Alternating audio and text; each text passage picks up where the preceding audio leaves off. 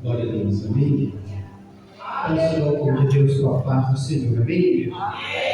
Quem ouviu a palavra de Deus esta noite? Quem ama a palavra? Louvado seja o nome do Senhor. Eu sei que muitos vêm em busca de uma coisa, mas o alimento necessário para a vida do homem é a palavra de Deus. Amém, querido? Enquanto você procura na sua Bíblia, Amós capítulo número 7. Amós capítulo número 7. Glória a Deus. Louvado seja o nome do Senhor. Aleluia. Louvado seja o nome do Senhor dos Exércitos. Acho Daniel, Oséias, Joel e em seguida Amós. Quero louvar a Deus pela vida da pastora Thelma, pastor Rodrigo, sua esposa, que está nos concedendo a oportunidade de ministrar a palavra ao coração de cada um. Quem encontrou, diga glória a Deus. Versículo de número 10. Amós capítulo 7, versículo de número 10. Diz assim: Então Amazias, o sacerdote de Betel, mandou dizer a Jeroboão, rei de Israel: Amós tem conspirado contra ti no meio da casa de Israel. A terra não poderá sofrer todas as suas palavras, porque assim diz Amós: Jeroboão morrerá à espada, e Israel certamente será levado para fora da sua terra em cativeiro. Depois Amazias disse a Amós: Vai-te, ó vidente, foge para a terra de Judá, e ali come o pão e ali profetiza.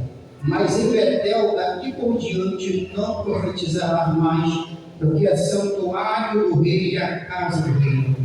E respondeu Amós e disse a Amazias: Eu não era profeta, nem filho de profeta, mas colheiro e cultivador de socorro.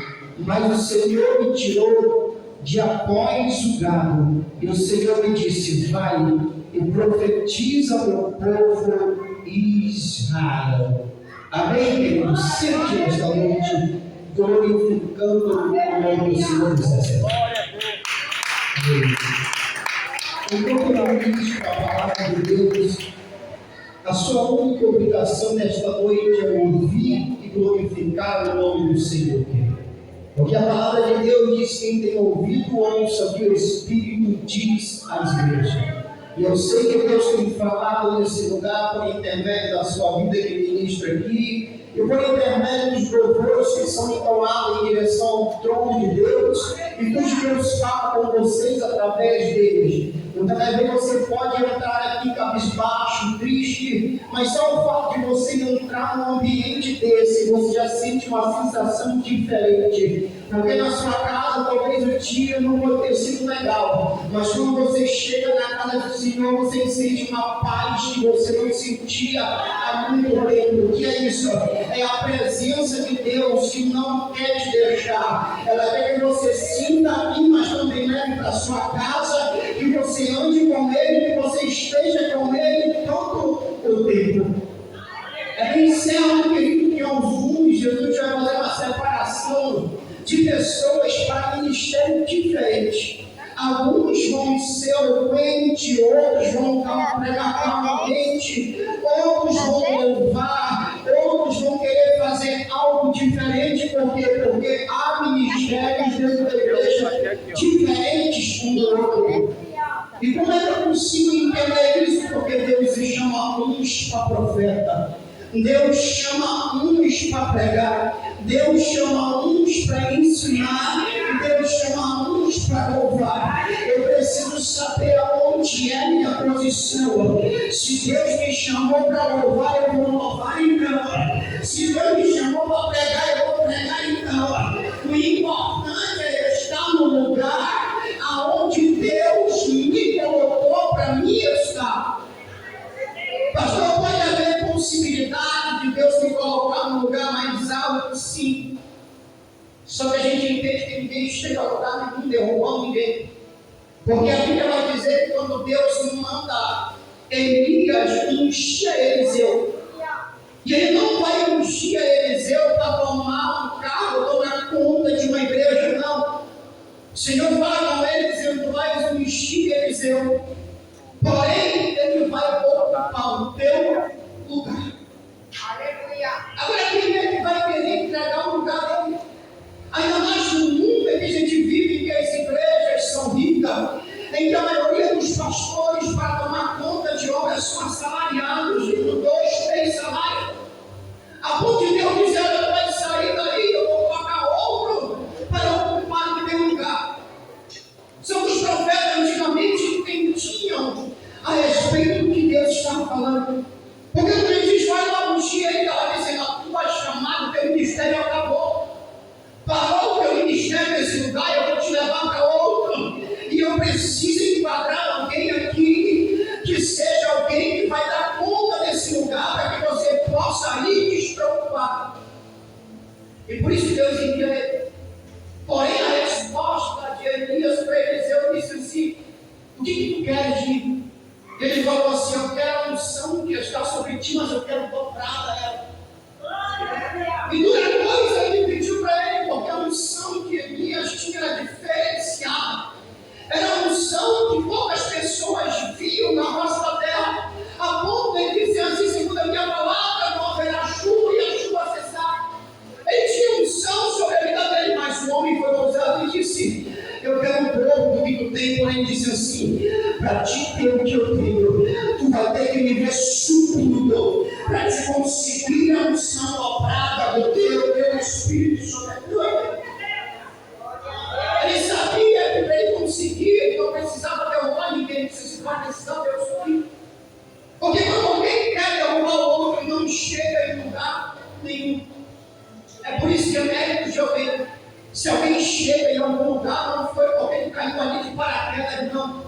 Foi porque há muito tempo Deus veio trabalhando na vida dele. Deus veio trabalhando no ministério, na vida sentimental e espiritual, para colocar ele numa posição que ele sabia que lá ele iria dar conta.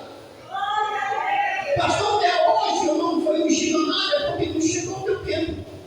Quando chegar o tempo, Deus vai soprar no ouvido do pastor para dizer: chegou a hora dela.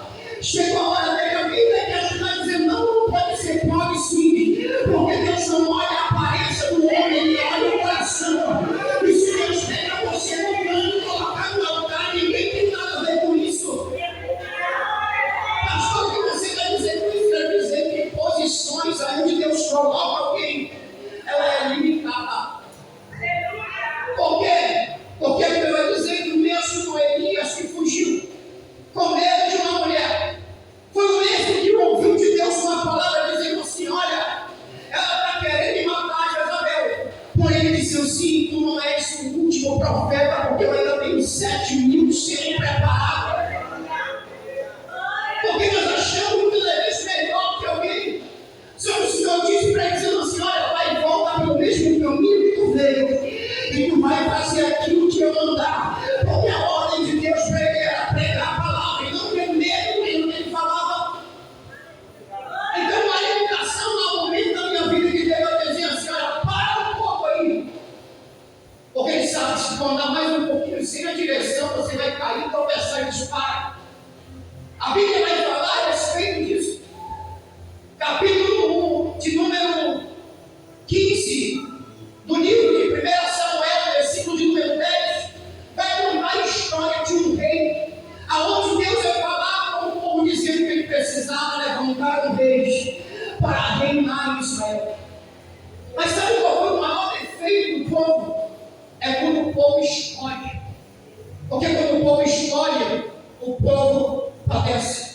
O povo gritou no ouvido de Deus dizendo: queremos Saul como rei. Queremos Saul como rei. E o Senhor olha para o céu dizendo: não é ele que eu escolhi para reinar. Porém o povo dizendo: nós queremos ele. E o Senhor disse: já que eles querem Saul, dei a eles então Saul para reinar. Saul vai tomar conta do rei. Só que no momento que ele está tomando conta, no início da caminhada dele, teve a Deus. Ele consegue fazer as coisas direitinho. Ele faz o que Deus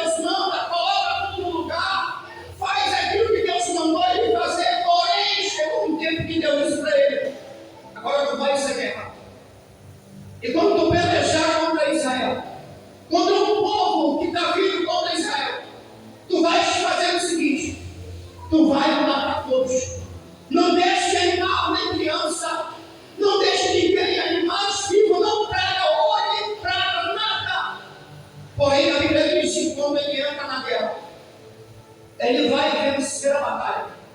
Só que ele pega homens famosos, achando que Deus iria se agradar daquilo. Ele pega homens que ele estava preparando para a guerra, homens que ele achava que era capacitado. Ele pega alguém, leva, pega o utensílio, pega tudo do bom do melhor e diz: eu vou sacrificar a Deus, porque Deus merece a honra e a glória. Tudo aquilo que eu estou levando em volta. Porém, a Bíblia vai dizer que Deus já fala com proclamação, eu dizendo para ele aquilo que ele deveria fazer. Ele deveria encontrar saúde, falar as palavras que o Senhor mandar ele falar. E quando ele chega a ele diz: que aguarda aqui, não sacrifica enquanto eu não chegar. Ele tema e vê que Samuel está demorando a chegar. Ele pega o sacrifício e vai queimar o sacrifício sem que Deus mande autorização. Só que quando ele chega lá, Samuel olha a situação dizendo que não chegou, ele sabe por quê? Porém o Senhor disse para ele: por acaso tenho eu tanto prazer em sacrifício do que você me obedecer? O Senhor não vai dizendo para ele: nada do que tu está fazendo aí eu estou recebendo, porque a tua desobediência lá atrás entristeceu meu coração, e não há nada de sacrifício que eu faça para que eu possa te perdoar agora. A melhor coisa na vida do ser humano é servir a Deus.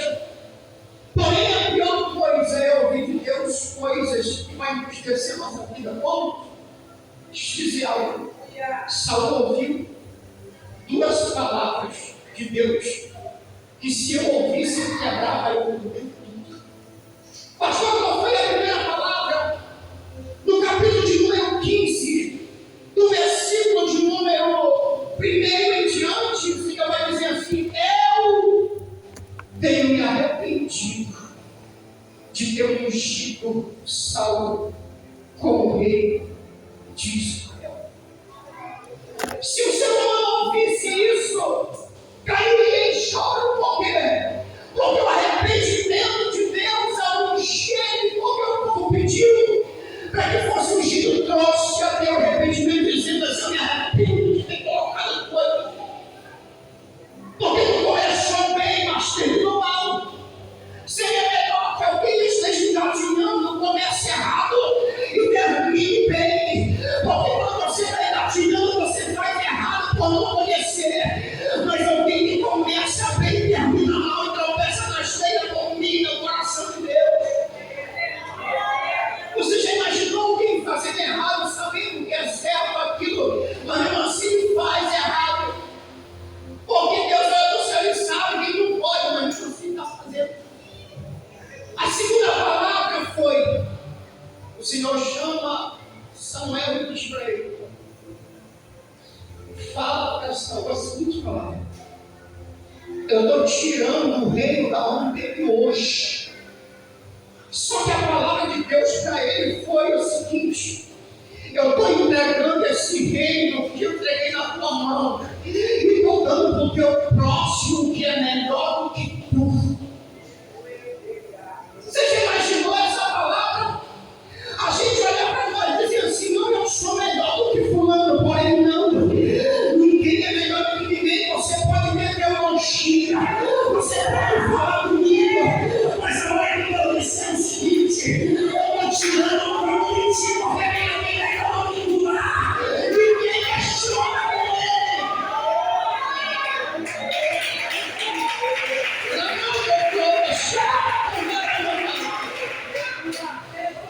Eu estou sentindo a presença do Espírito Santo. Não adianta pregar bonito, cantar bonito, se a sua perna do teu coração diz que tu é melhor do que alguém. A palavra de Deus para ele foi tirado, foi metido no teu reino e foi dado ao teu próximo, que é melhor do que tu. Pastor, o que é isso? Quando você não faz nada direito, quando você não obedece o mandamento, o Senhor vai tirar você desse lugar e colocar outro lugar. Pastor, mas a cadeira é minha, o Senhor te colocou lá sim. Mas se você não honrar o lugar que Deus te colocou, ele arranca você de lá. E você pode dizer seguinte: não tem ninguém melhor para ocupar o meu espaço. Tem sim. Eu ouvi essas palavras no antigo trabalho meu. O meu encarregado chegou para mim e disse o seguinte: irmão, e ele sendo evangélico, conhecedor teólogo, disse o seguinte: dessa empresa ninguém me tira, porque não tem ninguém melhor do que eu para colocar aqui. E o Senhor sabe o coração do homem. Pastor, o que aconteceu? O Senhor arranca ele de lá. E o Senhor me dá a honra de tomar a posição que ele estava. Só que eu entendi o que Deus está dizendo. Não existe ninguém melhor do que ninguém.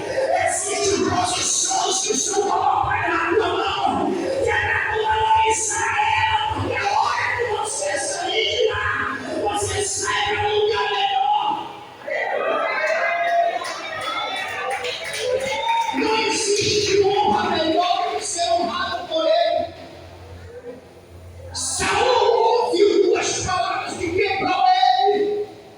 Você já imaginou Deus chegando com você e dizendo: eu estou te rejeitando hoje? Você pode ter emprego, você pode ter um nome melhor, a geladeira farta, uma casa, mas se a presença não tiver, não vai nada. Eu conheço um homem chamado Davi. Tinha reino, tinha tudo que ele queria. Sabe qual foi a palavra dele? Leva o reino, leva tudo, mas não retira de mim esse espírito. Ele estava dizendo: se o reino eu vivo, sem o alimento eu posso sobreviver, mas sem a tua presença eu não consigo. Tem gente que prefere perder a presença, só que ele não entende que é a presença que abre as portas, que abençoa. Quando o ser humano sai da presença, tudo começa a dar errado para ele. As portas se fecham. Não é que Deus tenha te rejeitado, não. É porque você fugiu dos padrões e o Espírito se afastou. Sabe o que aconteceu na Bíblia Sagrada? A Bíblia vai dizer assim: pensar. Ele tinha algo precioso na vida dele e não sabia. Ele disse assim que ele era regente, ele era um homem do Levi. Se tinha alguém que tocava, que levava o povo a adorar a Deus, era ele. Ele sabia tocar instrumento, sabia louvar, e por isso que foi colocado em uma posição dentro do templo para adorar a Deus como levita. Porém, quando ele olha para a vida dele, ele olha e diz a Deus: Senhor, o ímpio prospera. O ímpio tem o bom e o melhor. Ele tem o alimento necessário e se veste bem. E nós não temos nada. Ele vai dizer o seguinte: até olhar para dentro do templo, e eu percebi que eu tinha tudo. Eu percebi que a presença me completava mais do que tudo. E ela vai dizer: eu tenho do bom e do melhor, e eu não sabia. Pastor, você pode olhar para as pessoas e dizer assim: mas ela não tem mais nada para você. Olha para a vida e diz assim: nossa, essa mulher estrutura na presença de Deus. As palavras delas são de bênção. Tudo que ela fala acontece porque ela tem a presença. Não deveria faltar naquilo primeiro. E o Senhor me trouxe aqui para dizer para você: se for necessário perder tudo, a perca, mas não saia da presença e não perca ela. Porque a presença vai te sustentar no dia que o vento vir. A hora que o barco balançar, a presença vai estar lá. Sem ela você não passa as provas. Pastor, o que isso quer dizer? Sabe o profeta Amós, que nós acabamos de ler? Tem gente que tem muito, mas não valoriza o que tem. Tem gente que tem tão pouco e explicar assim, eu te louvo porque é pouco, mas eu tenho muito de ti. Amores, ele vai dizer uma palavra que quando eu vi essa passagem, eu pude até lembrar mesmo do meu pai. Ele vai dizer assim, eu não era profeta, mas eu também não era filho de profeta. Pastor, o que isso quer dizer? Ele nunca foi ungido ou preparado para ser sacerdote. Amazias passou pelo reino. Ele fez as melhores faculdades, porque para ser sacerdote precisava passar por um processo para ser sacerdote. Porém, ele vai dizer que eu não era profeta, nem meu pai era profeta.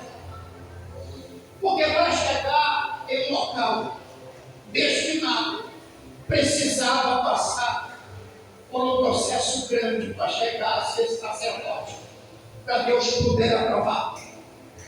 Só que quando ele declara que como é que estava dizendo, olha, eu não sou nada, nem unção eu tenho. Eu tenho uma oportunidade a ver no culto que me dão, e quando me dão uma oportunidade, eu aproveito para louvar a Deus de todo o meu coração. Eu tenho a oportunidade de fazer obra, eu saio, porque eu não dependo de unção para fazer obra. Eu não preciso ser ungido missionário para sair fazer missão. Eu não preciso ser pastor para cuidar de alguém, não.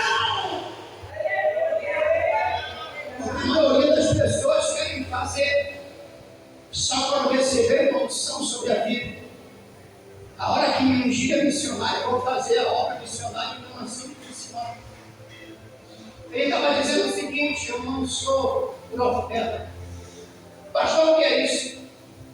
Há uma descendência lá de trás, que ela não veio de uma descendência profética. O que isso quer dizer? O meu pai nunca foi para a igreja evangélica. O meu pai se titulava católico. Porém, se eu disser o seguinte, que meu pai era profeta, era evangélico, eu vou estar mentindo, não. Pastor, qual foi a descendência que você veio?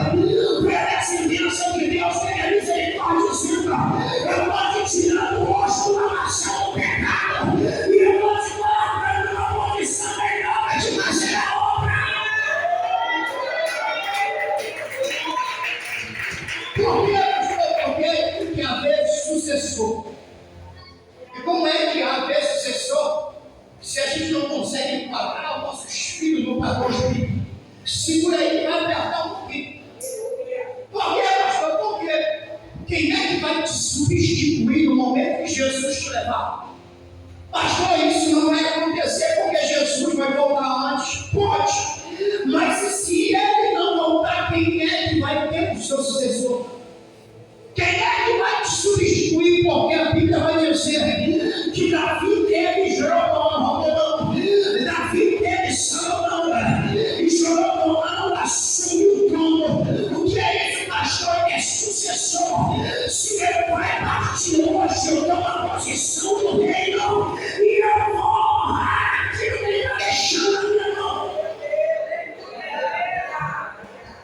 É porque os ensinos estão longe. Como é que meu filho vai me substituir daqui como um tempo se eu não ensino para ele os preceitos da Bíblia? Como é que alguém vai me substituir daqui como um tempo se Jesus te levar? Quem é que vai dar continuidade? Alguém que vai dizer, Senhor, eu estou sentindo a chegada do meu pai. O meu pai me ensinou que eu tenho que ser crente, que eu tenho que levar o evangelho, que eu tenho que pregar a palavra, que eu tenho que seguir em frente para anunciar o evangelho. Quem é que vai te substituir? Olhe para a sua vida. Olhe para você. A gente olha e vê os nossos filhos crescendo. E eu oro muito a meu Deus, que eles não venham se desviar para o mundo, mas que eles possam sentir essa pisada que eu estou sentindo, que eles possam olhar para mim e ser um espelho para ele, dizendo, meu pai era um homem de Deus, meu pai pregava a palavra, e por isso eu assumi as pisaduras deles.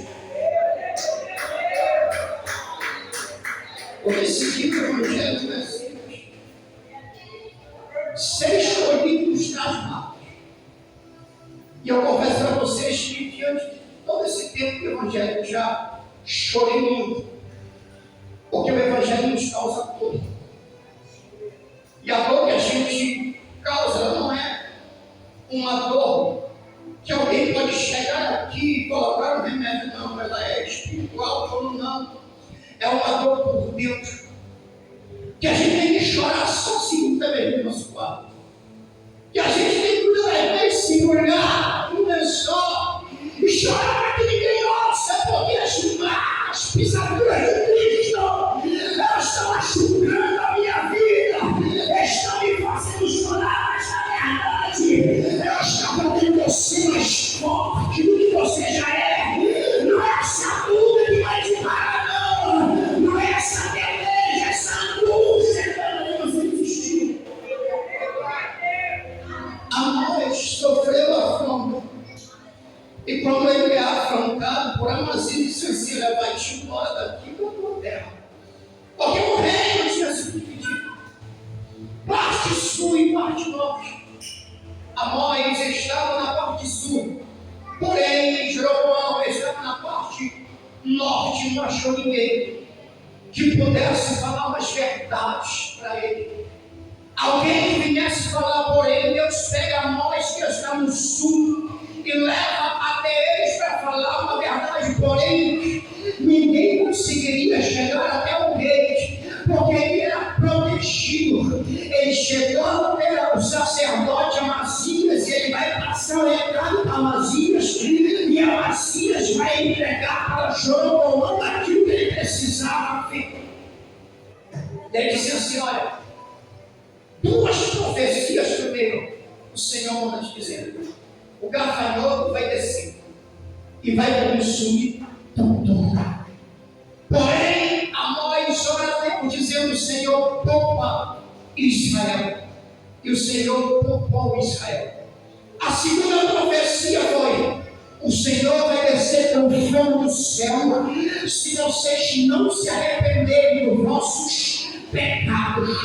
Porém, Amós ora de novo a Deus dizendo: Senhor, tem misericórdia de Israel. E o Senhor se arrependeu novamente do mal que ele ia fazer. Porém, a terceira profecia, eles não tiveram escapatória.